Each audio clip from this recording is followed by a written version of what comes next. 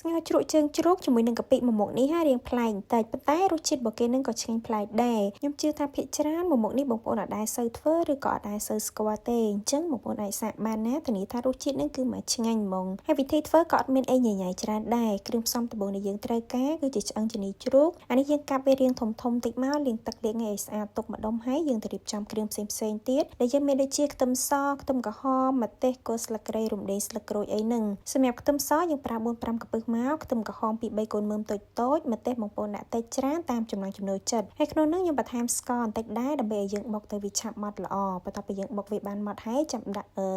ផ្កាក្រៀមហើយសម្រាប់ផ្កាក្រៀមមុននឹងយើងដាក់ចូលត្រាំទឹកវាប្រហែលជាខ្ទង់10នាទីលាងទឹកវាមួយទឹកពីរទឹកសិនទៅផ្កាក្រៀមមិនចាំបុកឲ្យម៉ត់ពេកទេបងប្អូនយកតែបែកមិនល្មមបានហើយគ្រឿងផ្សំដែលសំខាន់គឺកាពិបងប្អូនកាពិនេះគឺជាប្រភេទកាពិកពតខ្ញុំដាក់ចំនួន1ស្លាបព្រាបាយដោយសារកាពិនេះគឺវាអត់សូវប្រៃដែរបងប្អូនប៉ុន្តែបើសិនជាកាពិកែវគឺវារាងប្រៃបន្តិចយើងសេរីមើលតាមនឹងទៅបន្ទាប់ពីយើងធ្វើគ្រឿងក្រូចរួចរាល់អស់ហើយយើងដាក់ដាំទឹកដើម្បីស្ងោរឆ្អឹងជំនីជ្រូកមុនគេហើយក្នុងនោះយើងដាក់គ្រឿងកាត់ក្លិនមកមានជាគល់ស្លឹកគ្រៃរំដេងស្លឹកក្រូចដាក់វារំងាស់ចោលប្រហែលជាខ្ទង់20ទៅ30នាទីអីសិនទៅហើយក្នុងនោះខ្ញុំបន្ថែមស្រាចិនបន្តិចដែរដើម្បីឲ្យវាជួយកាត់ក្លិនណាមួយវាធ្វើឲ្យឆ្អឹងជំនីជ្រូករបស់យើងនឹងឆាប់ផុយទៀតប៉ុន្តែស្រាចិននឹងបើសិនជាបងប្អូនអត់មានក៏អត់អីដែរហើយសម្រាប់ការរំងាស់របស់ខ្ញុំនេះគឺឡើងអស់ទឹកហ្មងណាបងប្អូនអញ្ចឹងហើយខ្ញុំបន្ថែមទឹកវាវិញហើយសម្រាប់ឆ្អឹងជំនីជ្រូកបងប្អូនមើលតាមនឹងទៅបើសិនជាវាអត់ទាន់ផុយយើងអាចបន្តរំងាស់តទៀតអីចឹងណាប៉ុន្តែឆ្អឹងជំនីជ្រូករបស់ខ្ញុំនេះវាផុយហើយអញ្ចឹងហើយយើងដាក់គ្រឿងខ្ទឹមសខ្ទឹមក្រហមម្ទេសជាមួយនឹងកាពិចូលមកហើយចម្លាក់គ្រឿង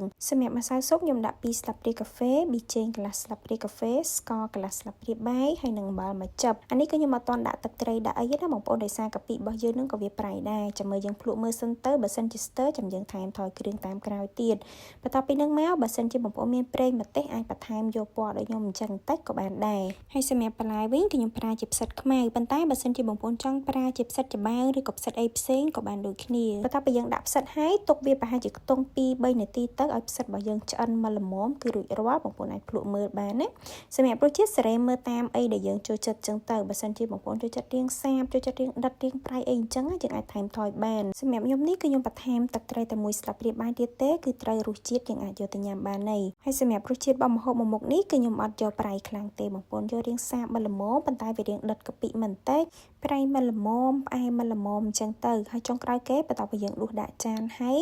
ចាំយើងរោយជីជ្រក់មានដូចជាជីរណាស្លឹកខ្ទឹមឬក៏ជីនាងវងអីក៏បានដែរហើយយើងច្របាច់ក្រូចឆ្មាចូលមកតែប៉ុណ្្នឹងមកគឺរួចរាល់យើងអាចយកទៅញ៉ាំបានហើយម្ហូបមួយមុខនេះបងប្អូនធ្វើម៉េចឲ្យឆ្អឹងជំនីជ្រូករបស់យើងនឹងបានផុយល្អបានញ៉ាំទៅឆ្ងាញ់ស្លនេះទឹកស្លគឺមានជាតិខ្លាំងមែនតើបងប្អូននិយាយទៅដោយសារតែយើងបានដាក់កាពិផងយើងបានដាក់បាគីក្រៀមក្នុងនឹងផងអញ្ចឹងវាធ្វើឲ្យទឹកស្លនឹងគឺមានជាតិជាងយើងស្ងោរជ្រក់ធម្មតាហើយសម្រាប់ស្ងោរជ្រក់ឆ្អឹងជំនីជ្រូកមួយមុខហ្នឹងបើសិនជាបងប្អូនអត់ចង់ដាក់កាពិទេអាចប្រើទឹកប្រហុកគ្រាន់តែថានេះយើងអាចប្រើប្រហុកធម្មតាទេបងប្អូនទឹកប្រហុកបុកល្ហុកហ្នឹងក៏អាចយកមកដាក់ក្នុងម្ហូបមួយមុខហ្នឹងបានដែរគ្រាន់តែថាមុននឹងយើងដាក់ចូលយើងមើលផងបើសិនជាវាប្រៃខ្លាំងអីចឹងទៅយើងកុំដាក់ច្រើនពេកញ៉ាំទៅវាអាចនឹងរាងស្អាកឬក៏ខាស់កអីចឹងទៅហើយសម្រាប់បន្លែវិញបើសិនជាបងប្អូនចង់បន្ថែមបន្លែអីខុសពីផ្សិតទៀតក៏បានដែរយើងអាចបន្ថែមខ្ទឹមបារាំងខ្ទឹមអីបានទៀតអញ្ចឹងណាហើយសម្រាប់វីដេអូរបស់ខ្ញុំក៏មានតែប៉ុណ្្នឹងដែរបើសិនជាបងប្អូនមានជាមតិយោបល់ឬក៏ចម្ងល់អីអាច comment បានណាអរគុណច្រើនជួបគ្នានៅវីដេអូក្រោយៗ